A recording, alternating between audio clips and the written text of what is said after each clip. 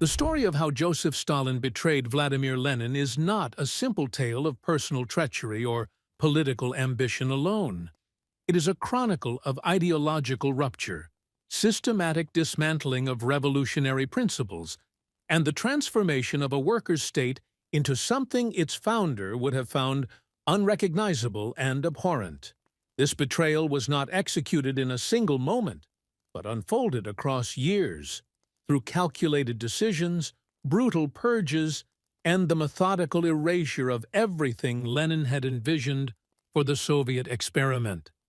To understand this betrayal, we must begin not with Stalin's rise to absolute power, but with Lenin's final days, when the dying revolutionary leader recognized the danger posed by the man who would succeed him.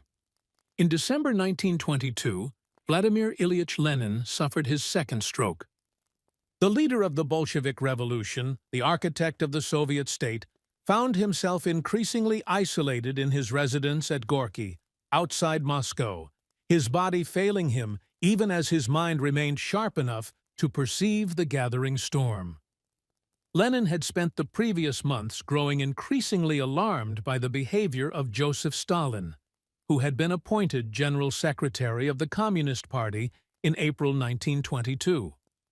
This position, which many Bolsheviks considered administrative and relatively unimportant, had been transformed by Stalin into a power base of extraordinary reach. Stalin controlled party appointments, managed personnel files, and determined who rose and who fell within the party apparatus. Lenin, from his sickbed, watched with mounting horror as Stalin used these powers to build a personal machine within the party structure. Between December 1922 and January 1923, Lenin dictated what would become known as his testament, a series of documents intended to guide the party after his death. In these texts, Lenin evaluated the leading Bolsheviks who might succeed him, but it was his assessment of Stalin that proved most damning. Lenin wrote that Stalin had concentrated enormous power in his hands as General Secretary, and Lenin was not confident that Stalin would use that power with sufficient caution. Then, in a postscript added on January 4, 1923, Lenin went further. He explicitly called for Stalin's removal from the position of General Secretary, describing him as too rude, too disloyal, too capricious, and too brutal in his exercise of power. Lenin urged the party to find someone more tolerant, more loyal, more polite, and more considerate of comrades. This was not merely a criticism of personal style. Lenin understood that Stalin's character traits represented a fundamental threat to the collective leadership and democratic centralism that Lenin believed essential to the party's functioning. The immediate catalyst for Lenin's final break with Stalin came in March 1923, involving Lenin's wife, Nadezhda Krupskaya. Stalin had subjected Krupskaya to a crude and threatening phone call, berating her for allowing Lenin to dictate letters against medical advice. Stalin's language was so abusive that Krupskaya was reduced to tears. When Lenin learned of this incident, he dictated a letter to Stalin on March 5, 1923, threatening to break off all personal relations unless Stalin apologized to Krupskaya. This personal dimension revealed a deeper truth. Stalin had no respect for the old Bolshevik traditions, for the comradely relationships that had sustained the party through years of underground struggle and civil war. Stalin saw only power, hierarchy, and the utility of fear. Lenin died on January 21, 1924, at 6:50 in the evening, in his home at Gorky. He was 53 years old, his body ravaged by strokes, and his brain damaged by the same atherosclerosis that had killed his father at a similar age. The cause of death was officially listed as cerebral arteriosclerosis, though the exact medical details remained disputed for decades. What is not disputed is that Lenin's testament was read to the Central Committee in May 1924, after his death. Stalin's fate hung in the balance. Krupskaya insisted the document be read to the 13th Party Congress. The testament could have ended Stalin's career before his consolidation of power was complete. But Stalin had already done his work.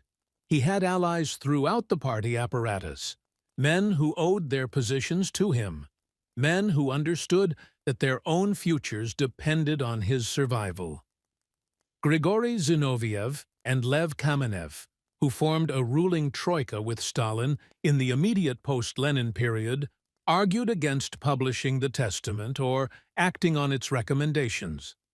They feared Leon Trotsky more than they feared Stalin, and they believed Stalin could be controlled and managed. This was their fatal miscalculation. The testament was suppressed. It would not be published in the Soviet Union until 1956, during Nikita Khrushchev's de-Stalinization campaign. By then, tens of millions had died, and the Soviet Union had been transformed into something utterly alien to Lenin's vision. But in 1924, Stalin survived the one document that might have stopped him, and he immediately set about consolidating his position by betraying every principle Lenin had established. Lenin's vision for the Soviet Union, despite the violence of the revolution and the Red Terror of the Civil War years, contained several core principles that he considered non-negotiable. First among these was the concept of collective leadership. Lenin had always worked within a framework of debate, discussion, and collective decision-making among the party's leading figures. The Central Committee and the Politburo were meant to be forums where different perspectives could be aired and where no single individual could dominate. Lenin himself had been outvoted on significant occasions, and he accepted these defeats as part of the party's democratic process. Stalin would systematically destroy this tradition, transforming the party's leading bodies into rubber stamps for his personal will.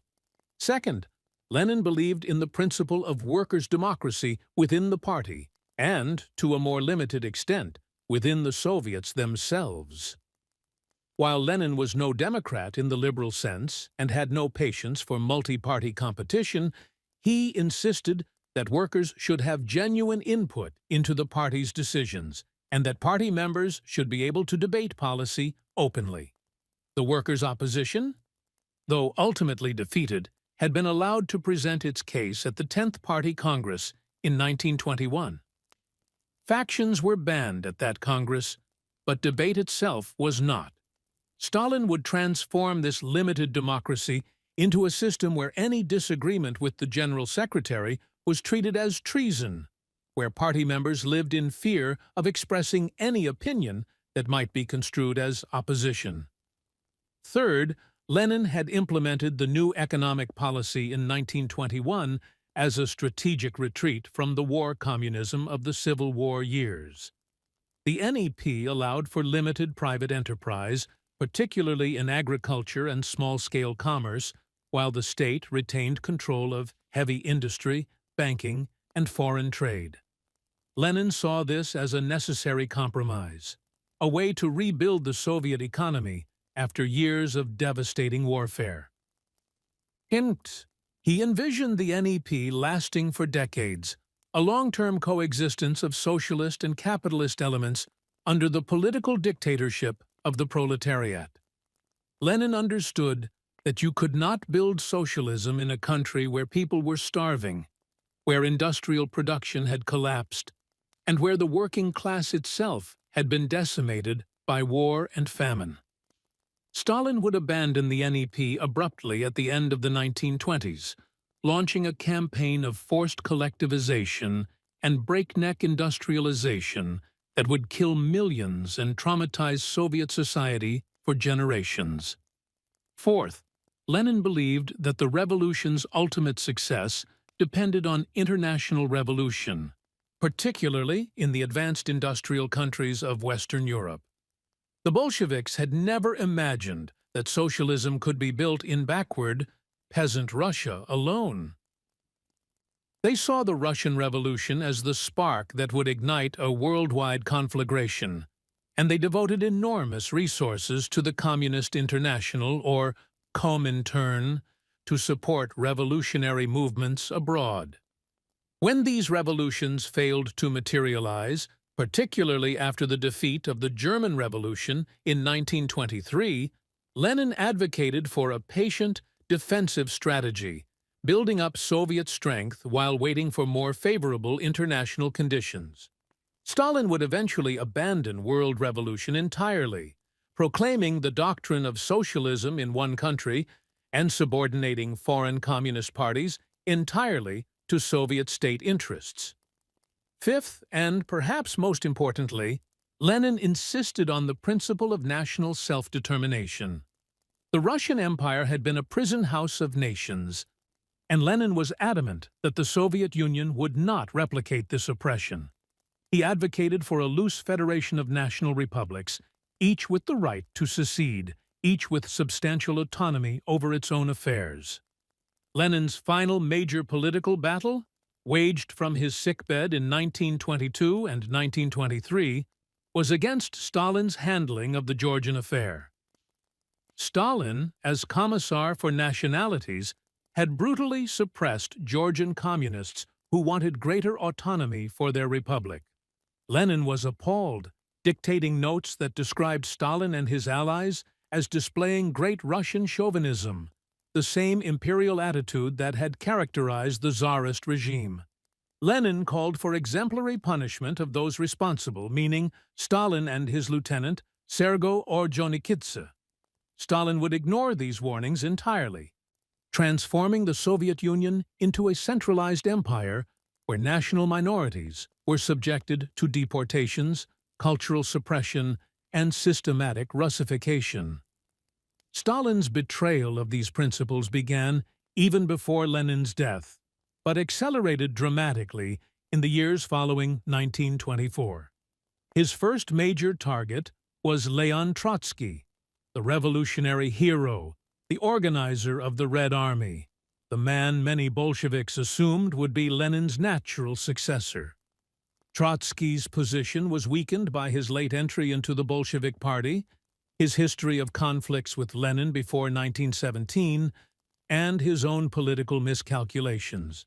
But Stalin's campaign against Trotsky was not merely a power struggle between ambitious men. It was a systematic assault on everything Trotsky represented: internationalism, permanent revolution, workers' democracy, and the idea that the revolution's survival depended on its spread to the advanced capitalist countries. Stalin formed alliances with Zinoviev and Kamenev to isolate Trotsky politically. They controlled the party apparatus, and they used it ruthlessly to pack meetings with Stalin's supporters, to deny Trotsky platforms to speak, and to systematically rewrite the history of the revolution to diminish Trotsky's role. When Trotsky tried to appeal to the party membership over the heads of the leadership in 1923 and 1924, Stalin accused him of factionalism, of violating the ban on organized opposition groups that had been enacted at the 10th Party Congress. The irony was bitter. Stalin and his allies were themselves the most organized faction in party history, but they controlled the levers of power and could define what constituted legitimate activity and what constituted factionalism. By 1925, Trotsky had been removed from his position as Commissar of War. By 1927, he had been expelled from the party entirely. In 1929, he was exiled from the Soviet Union, beginning a wandering existence that would end with an ice axe to the skull in Mexico City in 1940. Delivered by a Stalinist agent. But before Trotsky's final defeat, Stalin had already turned on his allies in the anti-Trotsky campaign. Zinoviev and Kamenev, realizing too late that they had created a monster, tried to form a united opposition with Trotsky in 1926 and 1927. They were crushed.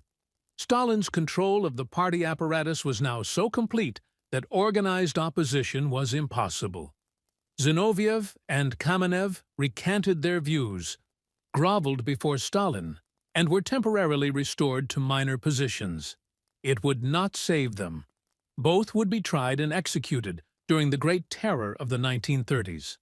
With his political rivals defeated or cowed, Stalin turned his attention to Soviet society itself.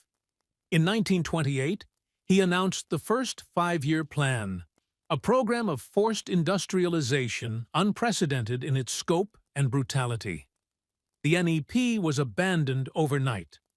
Private traders were arrested as speculators. Small businesses were closed. The limited market mechanisms that had allowed the Soviet economy to recover from the devastation of the Civil War were destroyed. Stalin demanded that industrial production increase by impossible percentages, that new factories be built in months rather than years, that workers sacrifice everything for the goal of building socialism. The human cost was staggering. Workers lived in barracks, often without adequate food, clothing, or heating. Industrial accidents were an epidemic. Those who failed to meet quotas were accused of sabotage and wrecking, and they were arrested, tried, and sent to labor camps or executed. But the industrialization campaign, devastating as it was for urban workers, paled in comparison to what Stalin unleashed on the Soviet countryside. In 1929, Stalin announced the policy of wholesale collectivization of agriculture. The peasantry, which constituted the vast majority of the Soviet population, was to be forced into collective farms, or kolkhozes, where they would work the land collectively under state direction. Private farming would be eliminated. The kulaks, defined as wealthy peasants, but in practice meaning anyone who resisted collectivization, would be liquidated as a class. This was not Lenin's vision. Lenin had always understood that the peasantry could not be forced into socialism, that they had to be persuaded gradually through example and economic incentives. Lenin had warned repeatedly against alienating the peasantry, against using force to extract grain, against treating the countryside as a colony to be exploited for the benefit of the cities. Stalin ignored all of these warnings. The collectivization campaign was implemented with extraordinary violence. OGPU troops and party activists descended on villages, requisitioning grain, livestock, and farm implements. Peasants who resisted were arrested, shot, or deported to Siberia and Central Asia. Entire villages were emptied. Between 1930 and 1933, approximately 1.8 million peasants were deported to special settlements in remote regions, where hundreds of thousands died from exposure, disease, and starvation. The kulaks, defined so broadly that the category included any peasant who owned a couple of cows or employed a seasonal laborer, were subjected to particularly brutal treatment. Many were executed outright. Others were sent to labor camps, where they died by the tens of thousands building canals, railroads, and mines in the Arctic and Siberian wilderness. The consequences of collectivization were catastrophic. Peasants, rather than surrender their livestock to the collective farms, slaughtered their animals. Between 1929 and 1933, the Soviet Union lost approximately half of its horses, cattle, pigs, and sheep. Agricultural production collapsed. In 1932 and 1933, famine swept across the Soviet Union, particularly in Ukraine, the North Caucasus, and Kazakhstan. The Ukrainian famine, known as the Holodomor, was especially severe. Between 3.5 and 5 million people died in Ukraine alone. In Kazakhstan, the famine killed approximately 1.5 million people, roughly 38% of the Kazakh population. The total death toll from the collectivization campaign and the resulting famine is estimated at between 6 and 8 million people. Stalin's response to this catastrophe was not to reverse course, but to deny that it was happening. Grain continued to be requisitioned from starving villages. Exports of grain continued even as millions died. Peasants who tried to flee famine-stricken regions were stopped by internal passport controls implemented in 1932.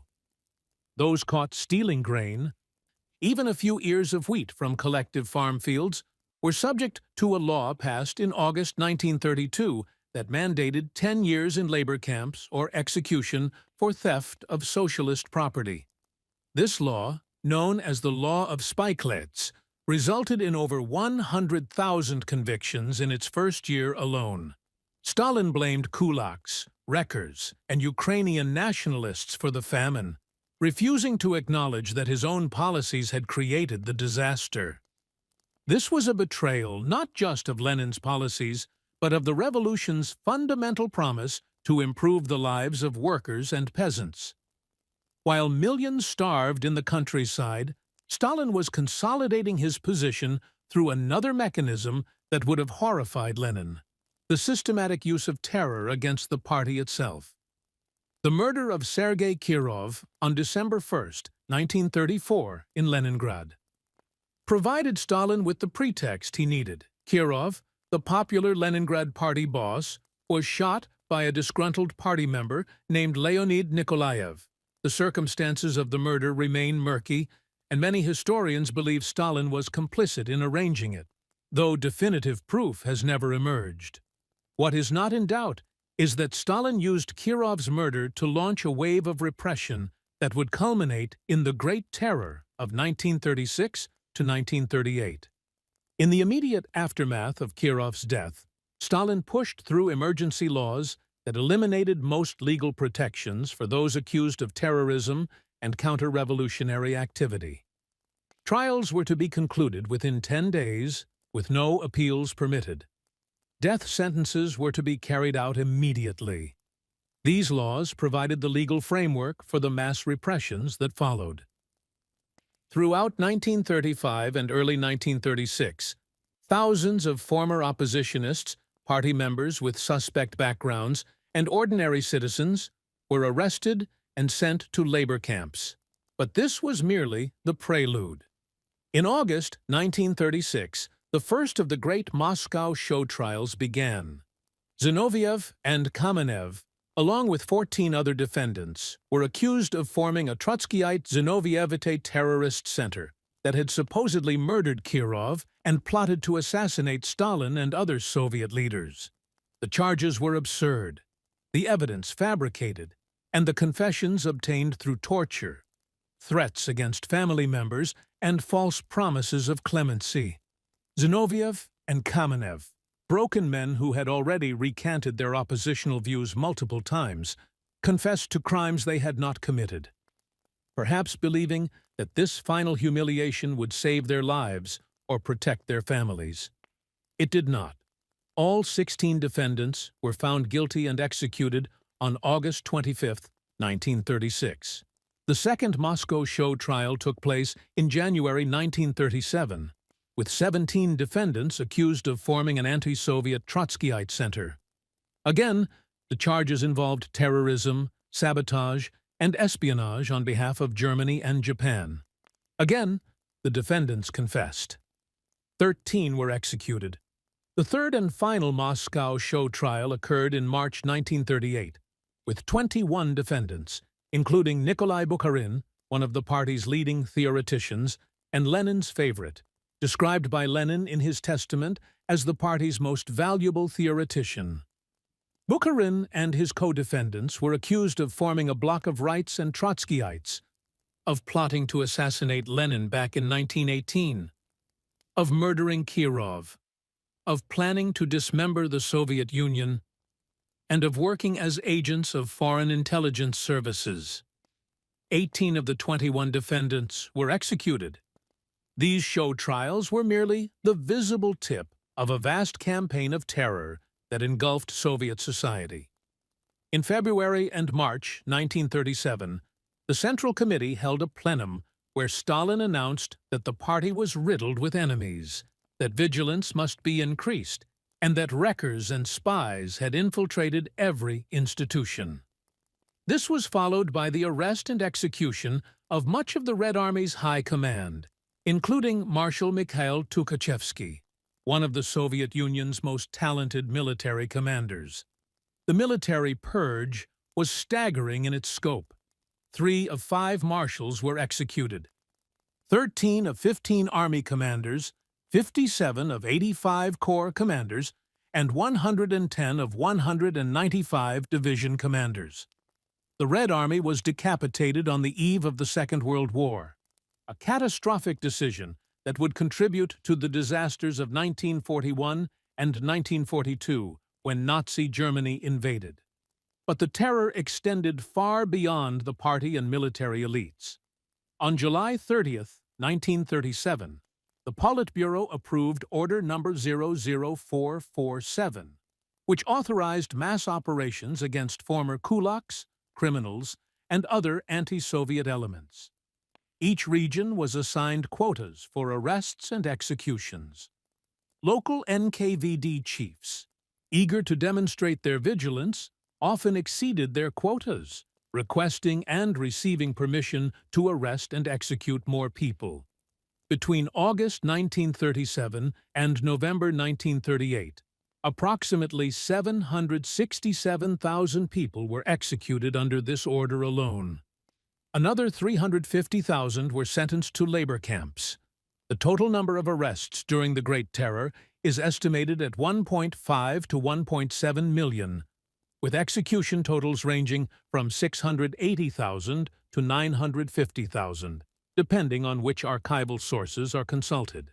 The victims included old Bolsheviks who had made the revolution, workers who had built the factories, peasants who had survived collectivization, intellectuals, artists, engineers, scientists, and ordinary citizens denounced by neighbors, colleagues, or family members. The terror was not rational, even by the standards of authoritarian repression. It destroyed people whose only crime was knowing someone who had been arrested, or having lived abroad, or speaking a foreign language, or simply being in the wrong place at the wrong time. This was the ultimate betrayal of Lenin's vision. Lenin had built a party of revolutionaries dedicated to transforming society. Stalin had transformed that party into a machine for consuming its own members. Lenin had also been deeply concerned with the national question, with ensuring that the Soviet Union did not replicate the national oppression of the Russian Empire. Stalin's betrayal in this area was comprehensive and brutal. Throughout the 1930s, but especially during the Great Terror, Stalin targeted national minorities with particular ferocity. The NKVD carried out national operations targeting Poles, Germans, Latvians, Estonians, Finns, Greeks, Iranians, Chinese, Koreans, and others. The Polish operation alone, conducted between August 1937 and November 1938, resulted in approximately 111,000 arrests and 111,000 executions, a kill rate of nearly 100%. These operations were based on the assumption that national minorities were inherently disloyal, potential fifth columns that would support foreign enemies in the event of war. Stalin also authorized the mass deportation of entire ethnic groups. In 1937, approximately 172,000 Koreans were deported from the Soviet Far East to Central Asia, based on fears that they would serve as Japanese agents. During the Second World War, Stalin would expand this practice dramatically, deporting the Volga Germans, Crimean Tatars, Chechens, Ingush, Balkars, Karachais, and others, accusing them collectively of collaboration with the Nazis. These deportations, carried out in cattle cars in the middle of winter, killed hundreds of thousands through exposure, disease, and starvation. The Chechen and Ingush deportation alone killed approximately a quarter of the population. This was ethnic cleansing on a massive scale, a complete repudiation of Lenin's commitment to national self-determination and equality. In foreign policy, Stalin's betrayal of Lenin's internationalism was equally profound. Lenin had devoted enormous energy to the Communist International, seeing it as the vehicle for world revolution.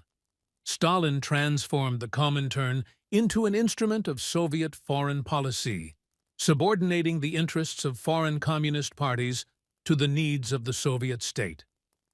During the Popular Front period of the mid-1930s, Stalin ordered communist parties to ally with liberal and social democratic parties against fascism, abandoning the revolutionary rhetoric that had defined the Comintern's early years. When this policy suited Soviet interests, it was implemented. When it did not, it was abandoned. The most catastrophic example of Stalin's subordination of international communism to Soviet state interests came in August 1939, when Stalin signed the Nazi-Soviet pact with Adolf Hitler. This agreement, formally known as the Molotov-Ribbentrop Pact after the two foreign ministers who signed it, was a non-aggression treaty between Nazi Germany and the Soviet Union.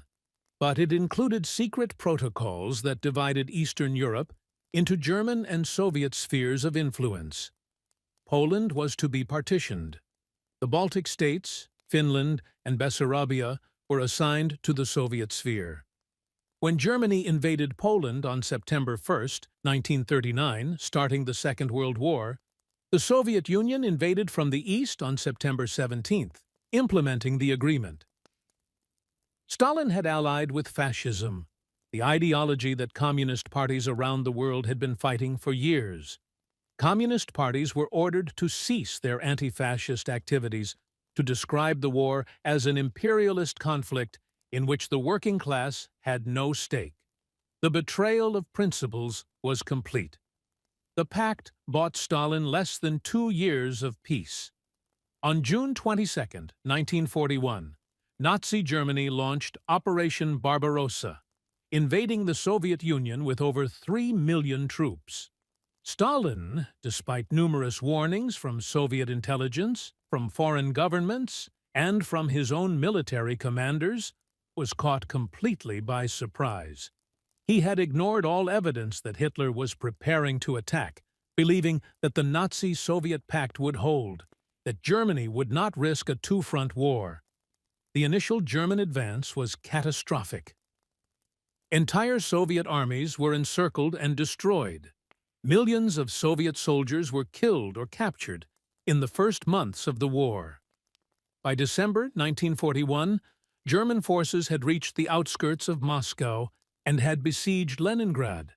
The Soviet Union would ultimately prevail in what Russians called the Great Patriotic War, but the cost was staggering.